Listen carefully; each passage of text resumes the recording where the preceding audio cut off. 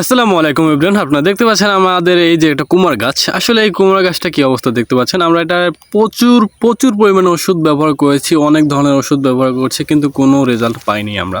তো এটা আমাদের কোনো উপায় নেই, এটা আমাদের উগড়ে ফেলে দিতে হবে।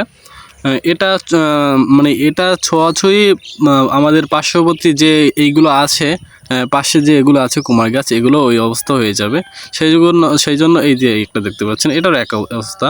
এটা আমাদের ছিঁড়ে ফেলতে হবে, ছিঁড়ে উঠিয়ে ফেলে দিতে হবে। দেখছেন পাতাটা কী পরিমাণ বটা দিয়েছে, আমাদের এটা উঠিয়ে ফেলে দিতে হবে, কারণ এটা মানে ছোঁয়াতে অন্যগুলো এই একই অবস্থা হয়ে যাবে। সেগুলো মানে আমাদের এখনই এটা উঠিয়ে ফেলে দিতে হবে। তো এই ছিল আমাদের এই কুমার গাছের প্রত্যেকটা দেখতে পাচ্ছেন, সবই আলহামদুলিল্লাহ ভালো হয়েছে, কিন্তু মাঝে মাঝে দুই একটা এক অবস্থা হয়ে গেছে। আমাদের এই আগামোড়াই আছে কুমার, শসা, লাউ এবং কি অনেক কিছুই আছে, টমেটো, বোম্বাই মরিচ, কাঁচা মরিচ এবং কি অনেক কিছুই, অনেক জাতের মানে ফল এখানেই কাঁচা সব কিছু আছে আলহামদুলিল্লাহ।